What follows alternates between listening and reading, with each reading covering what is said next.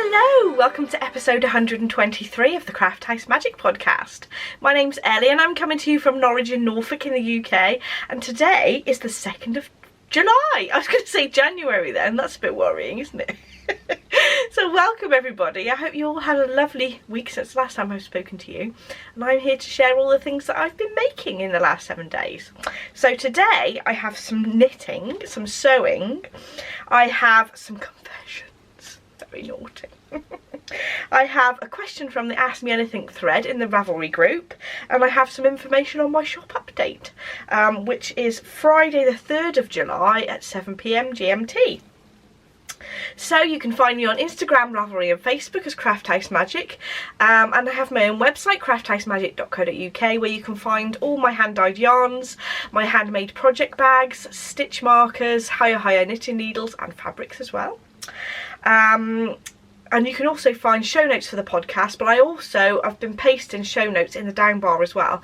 What I'm also going to do is post timestamps for each of the sections in case you're not interested in any one of those, and you can skip to the next one. So we have the summer sock along going on in the Ravelry group. At the moment I'm not quite sure what to do about that, because some people are finding Ravelry not very accessible. But I'm just going to leave it there for now and have a think about what I'm going to do with it in the future. I personally use the app on my phone called Rabbit, and I find that quite useful. I'll leave a link to that in the down bar as well, but it is a paid for app on the phone. I think it comes to about £5, but I just find it easier to scroll through messages and things using the app rather than the website. So we've just had the spring shawl along, that's come to an end, and I will draw for prizes and announce those next week, because I've not been very organised and I haven't sorted that out yet.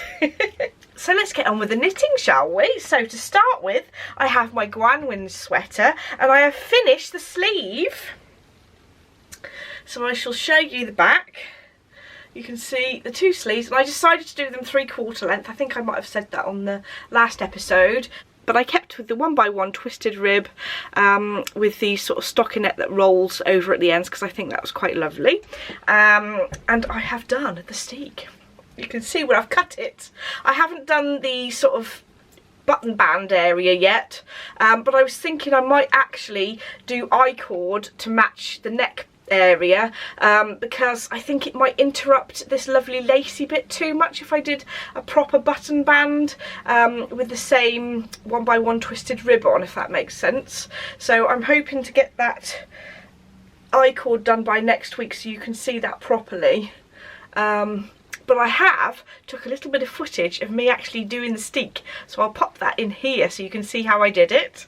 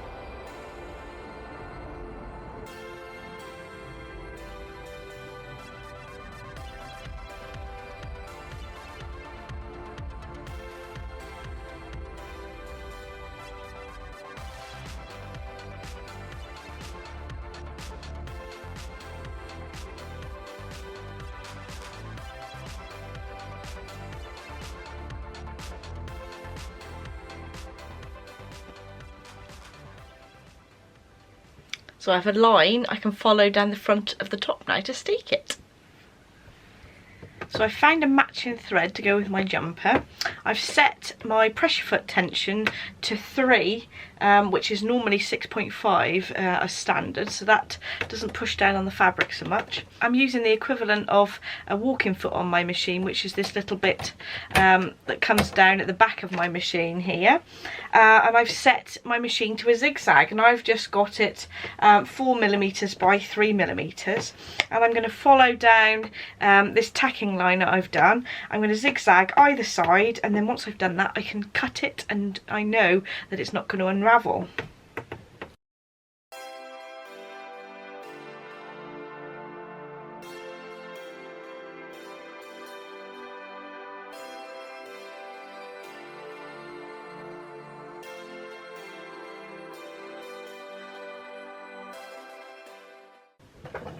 I'm just following this row of stitches here so that I'm not actually stitching in the tacking stitch. I don't want to stitch on top of that because I might find it difficult to pull out otherwise.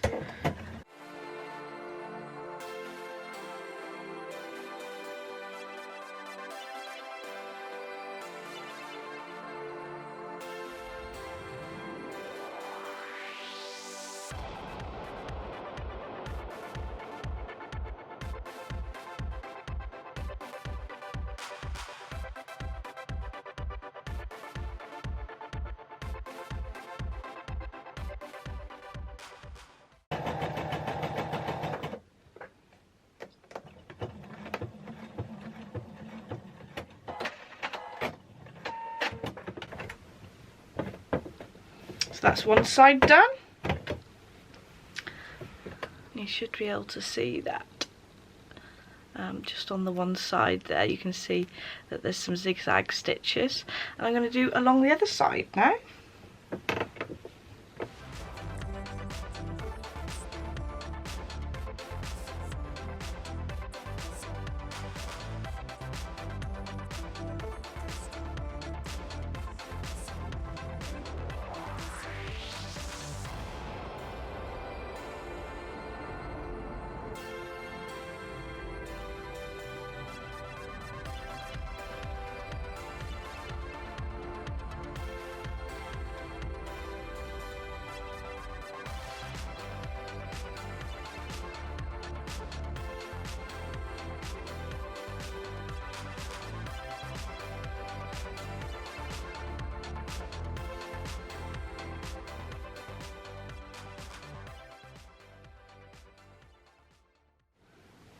So I've finished stitching either side of the tacking stitches, and now I'm going to get a nice sharp pair of scissors and I'm going to cut where the tacking thread is. So I've got my cardigan laid out, and I've got myself a ruler so that I can put that between the back and the front of the cardigan so I don't cut through the back, because that would be a complete disaster.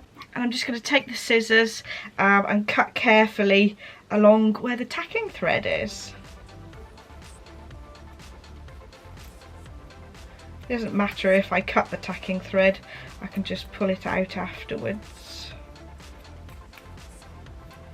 And I'm trying not to cut into the zigzag stitches either side as well.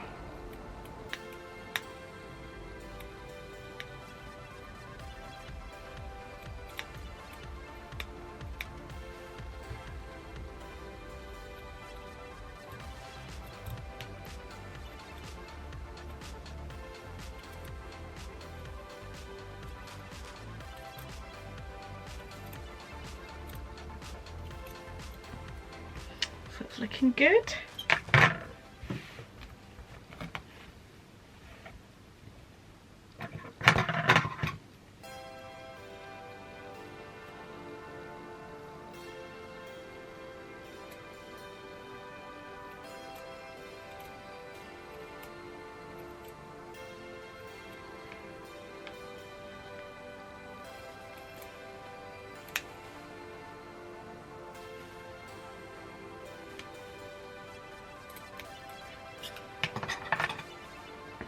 Nearly there.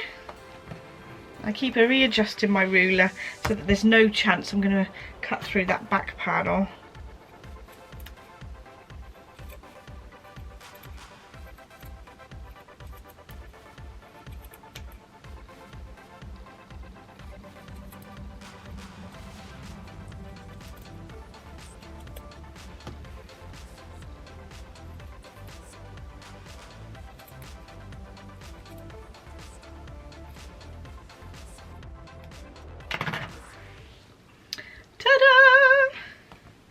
there we are. I've cut it ready to do the edging stitches.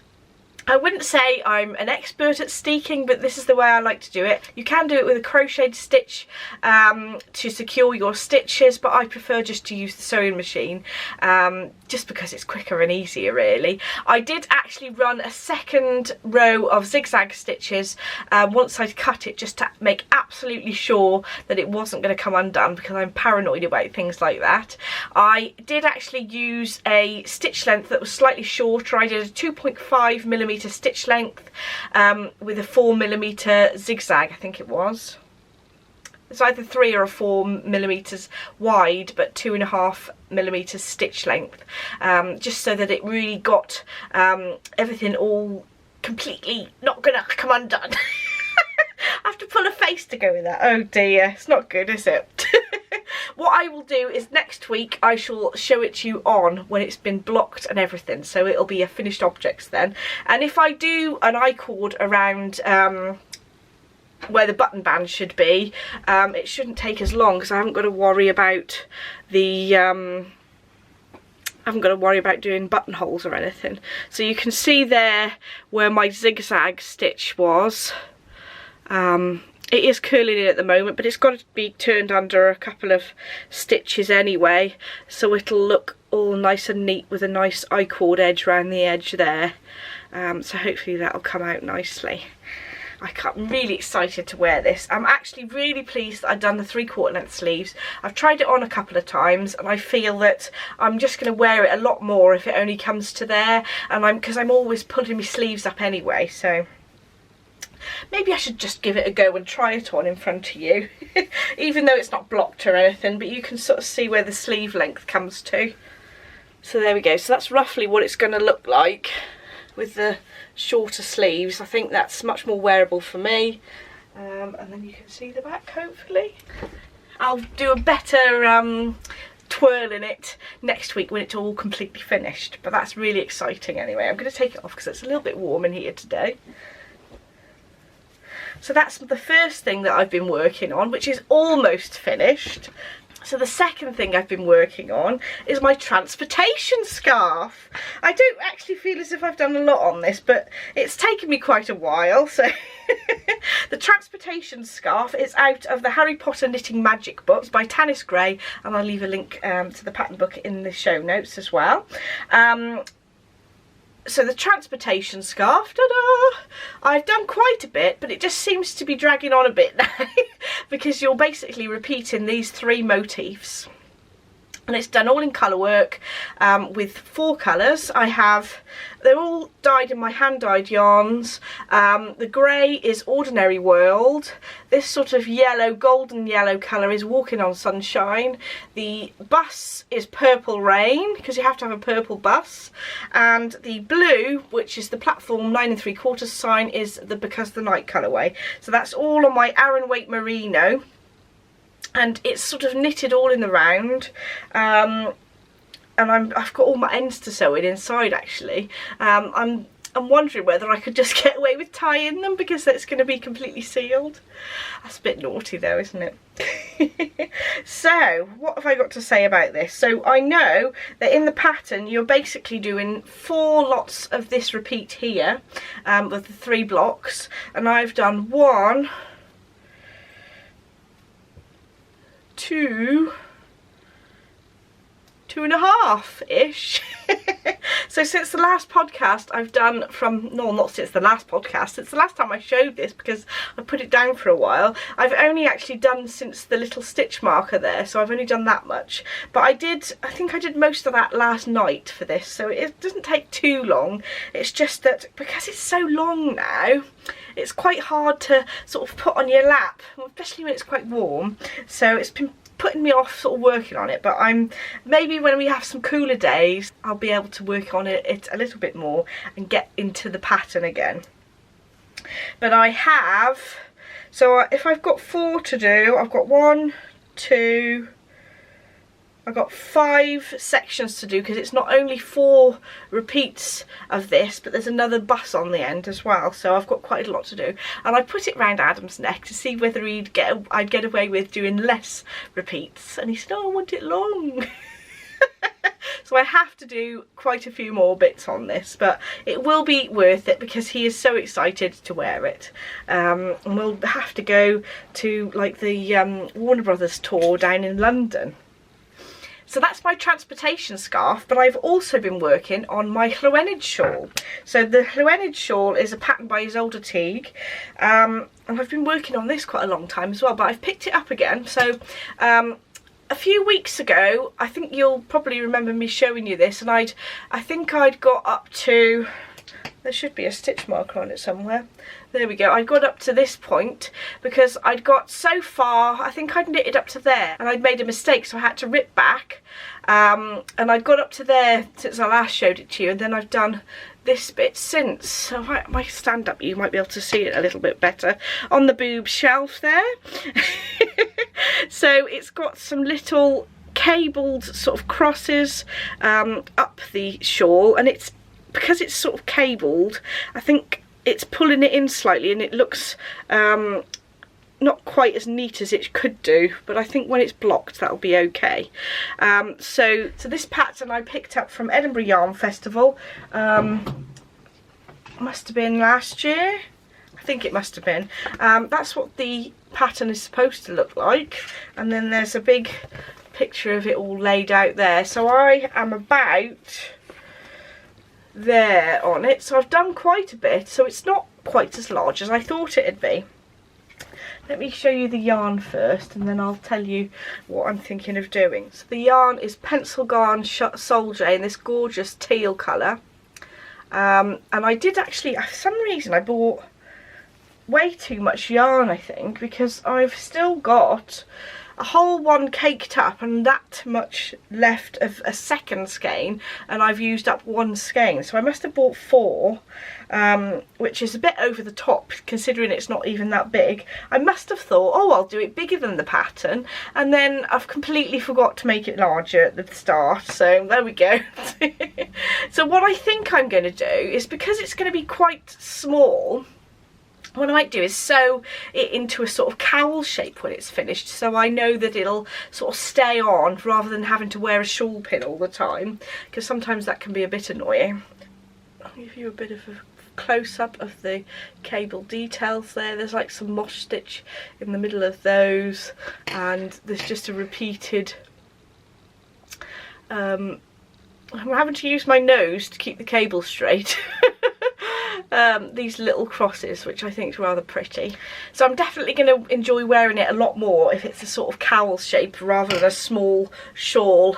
But I didn't realise it was so small when I bought the pattern. So I bought it basically just seeing the picture on the leaflet rather than looking on Ravelry at the different pictures. So, but it's still really nice. I just have to modify it so that it's more wearable for my taste. I reckon that by next week I can get my Gwanwyn sweater finished, as well as the Llawenydd shawl. We shall see though. But I don't have a lot to do on my jumper, to be honest. I just need to block it as well.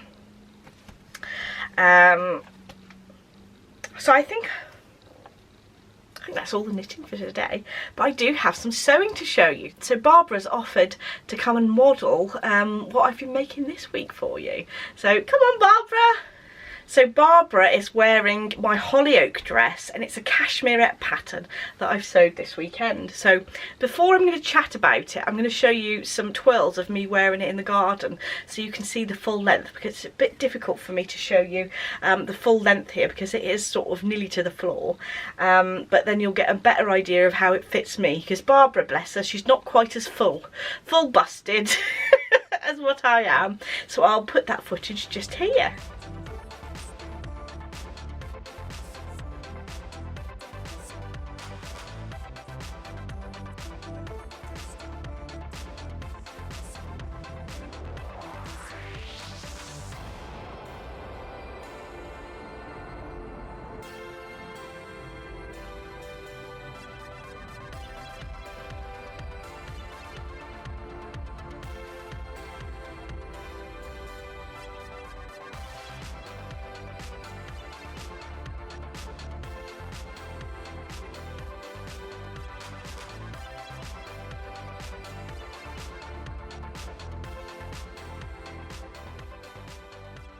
So the Holyoke dress is a Cashmerette pattern, so it's brilliant because they have not only cup sizes but they go up to quite a large body size as well, so it's quite size inclusive, which is brilliant because I find that quite a lot of pattern companies don't cater for my sort of size.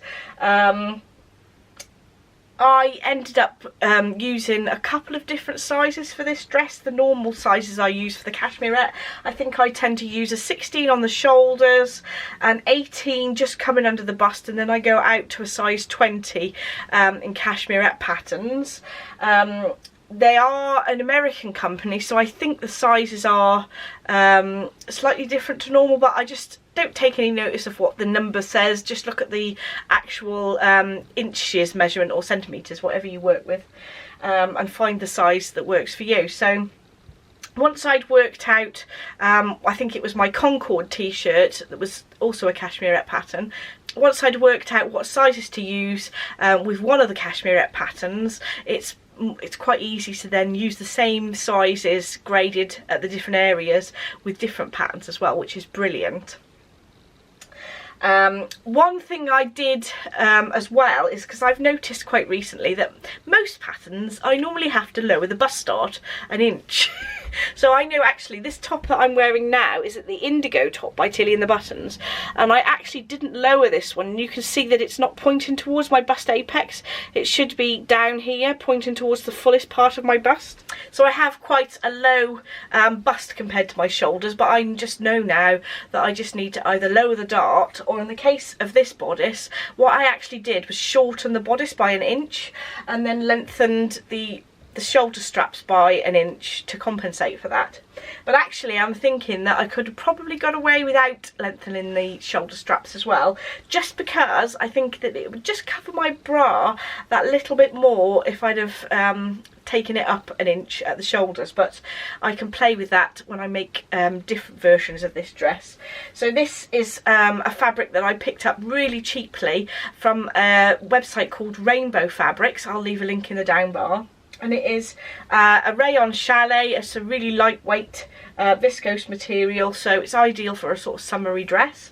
And I thought, well, because it wasn't very expensive, I don't mind if something goes wrong when I try making it up into this dress. So the Cashmerette Holyoke pattern has got quite a lot of pattern pieces. There are sort of 2 dress panels at the front, either side, so that's 4 panels there, and then when you go around the back you also have 4 panels in the skirt, as well as 1, 2, 3 panels on the back, as well as the facing pieces. The strap comes in 2 pieces as well, so there are a lot of patterns, and there's a waistband for the front and the back as well. And because it splits, because it's a button-up dress, then you also have separate pieces either side as well. The good thing about the Cashmerette Holyoke is that actually it gives you the option whether you'd like to make it a functional button band or not. But actually I decided that I'm just going to stitch over the top of this to close it up, because then you've never got any worries about anything gaping out where it shouldn't be. But you could do it part of the way down the dress if you wanted to, but I have stitched right down to where they suggest on this marker, and I'm really happy with how that worked out. I didn't put the buttons in the same placement as the pattern because I'd shortened the bodice. It had sort of knocked out the placement of the buttons, so basically what I did is put a marker for where I was going to put the top one, and then I measured 3 fingers to make them equally spaced. So I thought that's as technical as it gets, doesn't it? So I did that. So I did find that when I was looking on YouTube for people that have also sewn the Holyoke, there was a lovely lady called Nartida from the Sew Natural Dane podcast, or not podcast, but it's a sewing channel, and she does loads of lovely videos on dressmaking, especially for people who are curvy like me. So ideal thing to watch, and she had some really good tips that I picked up, one of which was actually to use the interfacing that goes underneath the facing here. I actually used a knit interfacing to make it a softer feel so it isn't too stiff. which I did. For this dress, I'm not quite sure whether it's ideal because the weight is put on these straps here. I did find that I think that because it's a softer drapier interfacing, then it pulls up slightly, but it is brilliant for the straps because then you haven't got really stiff straps. They sort of mould to your body better with it being a knit interfacing. But do go and check her channel. I will leave a link in the down bar. There was a number of other tips I picked up as well, but I can't think what they were at the top of my head. But she went through it really thoroughly. There was a bit at the back, so I haven't made the neatest job of this elastic around the back here because the pattern asked for 2 centimetres wide elastic and I didn't have any, and I thought because it was a sort of wearable twirl or muslin that I'd just use the centimetre wide stuff that I'd got, and it made it a lot more difficult to stitch over it because you're supposed to do a zigzag stitch to keep the band and the elastic attached, and it's not the most neat stitching because I found it so difficult to sort of hold in place because it was narrower, but I think it looks okay. No one's going to notice. I have ordered some wider elastics so that when I do my second one it will come out much neater. So I think that's all I've got to say really. The instructions on the Cashmerette Holyoke are really well written. I found them really easy to follow. There are a lot of pieces and it's a relatively complex way to join the straps in with the front and the back, but I thought the diagrams that they'd used on the pattern instructions were really good. But you can find on YouTube, I think, actual sew-alongs for these dresses as well, so I'm sure if you got stuck you'd be able to find somebody to take you through it. What I did as well is, so the modifications I'd done, I talked about, was I'd obviously graded from one size to the other for the shoulders, side bust and hips, but I also reduced, like I said, I reduced the length of the bodice, but I also reduced the length of the skirt by 4 inches because I am short. So the pattern is written for somebody who's 5'7", and I'm basically about 5'2½". So I thought I'm just going to take 4 inches off, and then I'll just use less seam allowance if I need to. I'll try it on before I sort of hem it and decide where I want to go from there, and I ended up doing a smaller seam allowance anyway.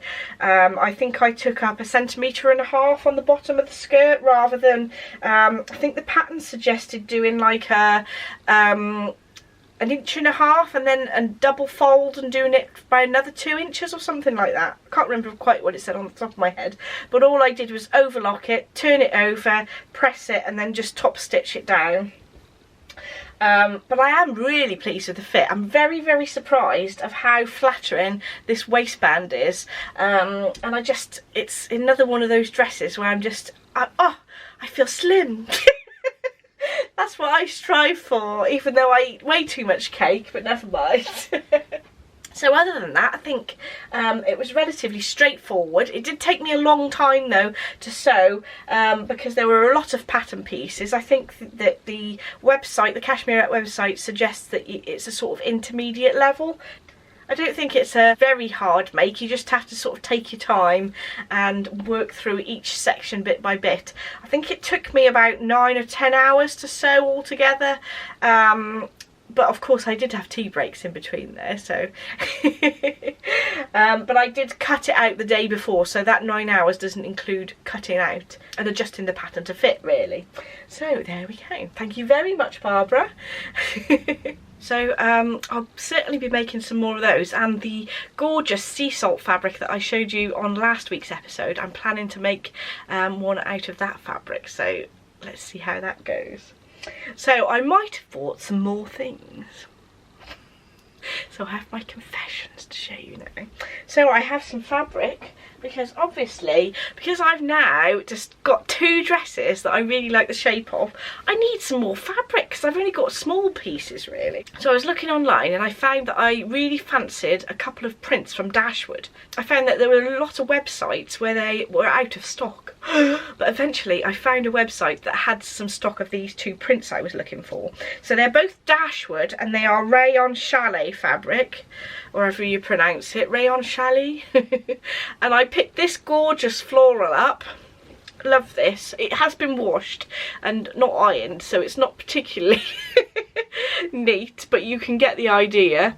It's all ready for me to sew at the weekend if I actually get round to this particular dress.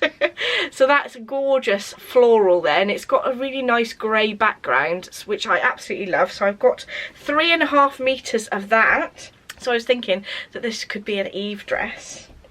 And then I also picked up 3.5 meters of this other Dashwood fabric, and this is also a Rayon chalet, or chalet, however you pronounce it, and I just thought that was absolutely gorgeous.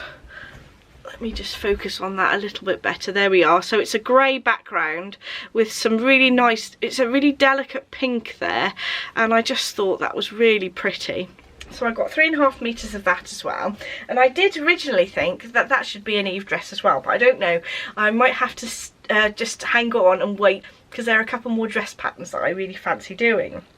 I also ordered some dressmaking patterns, because I quite often buy a PDF so that I can print it out, and then if I need to use it in a different size I can just print it out again.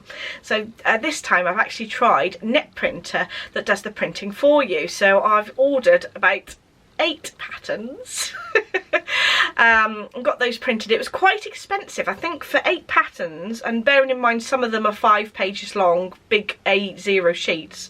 I think it cost me about £60 to get printed, but I'm going to have a go at doing some of those patterns this weekend and tell you how I get on, and then do a bit of a review on using Net Printer to print out PDF sewing patterns, to sort of compare it to sticking them together. So I have purchased a number of sewing patterns, and I can't actually remember whether I mentioned the first 2 on last week's podcast, but I'll just say them again anyway. So the Fiore Skirt by Closet Case Patterns, and that's a gorgeous wrap over skirt with a single pocket on one side, but there's also a variation with a button placket all the way at the front and 2 pockets as well. I love that, so I had to have it. And then the Capsule Wardrobe, the summer edition by Sew Over It, there is a gorgeous floaty flouncy skirt which is higher at the front than the back, and I just had to have that, so I'm going to make one of those. There are a number of other patterns in the Capsule Wardrobe set that I also fancy as well, but I don't know what I'm going to do first really. I definitely haven't told you about these 2, or at least not that I've purchased them anyway. So the Tania curve culottes, which I think I mentioned a few weeks ago, but I have actually purchased them now, so I have actually invested in buying the pattern, so I'm having to make them. And I just thought that the culottes are brilliant because they actually look like a skirt really, because they've got a lot more body in them, a lot more fabric in them, so that it's like a skirt but then it's more practical at the same time. And then lastly, the Darling range's dress is absolutely gorgeous. I've just seen so many versions of it that I just absolutely love. I especially like the bit of elastic that's just around the arm here, and the top, the way the front just shapes down into a nice smooth V shape with the button placket as well. I just love that, so hoping to make one of those. So I've been very naughty, and all of these patterns I've mentioned I have had printed by Net Printer, so I've got no excuse now to get on with it. I just need to make sure I've got the fabric. Oh, I'll have to order some more, won't I? Oh dear, so that is all my confessions. I have actually got some more fabric that's decontaminated in the conservatory, so I will wash that and I shall show you next week. So I have one question from the Ask Me Anything thread. So the lovely Eileen was asking, how do you wash my bags? So she's purchased a couple of my handmade project bags from a website, and she wondered how she could wash them and take care of them. So The ones that I kept myself, I tend to either immerse in some hand wash liquid and just leave it to soak. If there's any sort of stains on there or anything, just leave it to soak for a bit. Or you can put it on a cool wash in the washing machine, that should be fine. Say 30 degrees Celsius. I wouldn't stick it in the tumble dryer though, because of the type of wadding that's inside, but they should just hang on the line and dry nicely if you've got a bit of sunny weather. So you can give them a press after they've been washed and dried, just on a normal cotton setting on your iron. I hope that helps, Eileen. So thank you for that question. I'm sure there are a lot of other people that have been thinking the same thing. So lastly, I have my information on my shop update. So I have some new sock blanks for this week's update, because obviously it's the sock along, and I thought how appropriate if I dyed up some sock blanks. So I've picked out my favourite sort of spring colours at the moment. There are some corals, some sort of turquoises and some greys. I didn't want to put too much colour on them because I think sock blanks, if they've got too much and too busy, it can sometimes look messy when you actually knit them up as a sock. So it's a single strand of yarn that's knitted into a big sock blank, and then you can unravel it to knit a sock with, or if you don't want to actually cut it, you could sort of sew up something with it if you wanted to. So those will be in the shop this Friday at 7 PM GMT, but there'll only be a limited stock of these ones. So in addition to the sock blanks, I'm also including more things in my shop to do with bag making. So you can basically have a whole kit of the things that you need to make your project bags all in one place. So I've had my pattern for making my project bags out a little while, so you can make both the drawstring and the zipped versions there. But now I'm going to update it as well so that it includes the larger size bag, because the original instructions were only for the small and medium. So if you purchase it from now on, that will come through to you automatically, but I don't think it will send an update for you if you've already purchased it. So if you have already purchased that pattern, just drop me an email and I'll send you the measurements for the large size bag. It's just a case of knowing what size pieces to cut. The construction is the same. So in terms of the things that I'm going to offer in my shop for the sort of bag making kits is my wadding that I use for my bag. So I use the soft and bright wadding, which is a polyester wadding, and it's a nice lofty light wadding so that it doesn't make the bag too heavy. So I'll be offering that in ½ metre increments. I already have quite a lot of fabrics in the shop that are ½ metre increments, but I'm going to include some solid fabrics in there as well. So for the outer fabric and the wadding, you won't need more than ½ metre to make one bag, even if it's the small, medium or large size. But for the lining fabric, you might need some more, so depending on what size you're going to make. If you're making the small or the medium size bag, ½ metre of the lining fabric will be fine, but for the large size you'll need a whole metre just for the lining. But if you have any queries about on how much fabric you need to order, just drop me an email and I'll help you there. I will also be including the cord that I use for my bags for sale per metre that you can purchase, and also the zips as well. So all those things that will be available in my shop, so you can make your own little kit to make your bag. If you need any help, or if you'd like me to create a custom order where I put things together for you, just drop me an email and I can sort that out for you. But obviously you can at least see the fabrics on the website that you can choose from. So I'm really excited to be including the bag kits in the shop as well.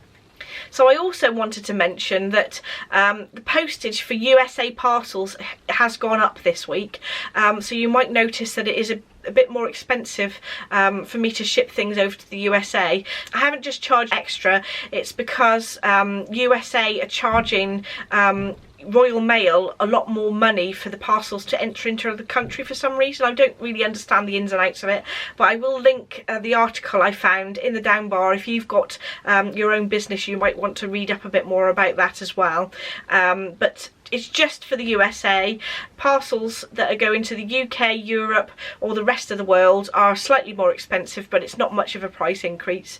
It's mostly USA really. But I just thought I'd mention that in case you get to the checkout and have a bit of a shock that it's a little bit more than normal. So thank you so much for watching till the very end. Don't forget to like and subscribe if you'd like to see more of the channel. And I shall see you in the next episode. Bye!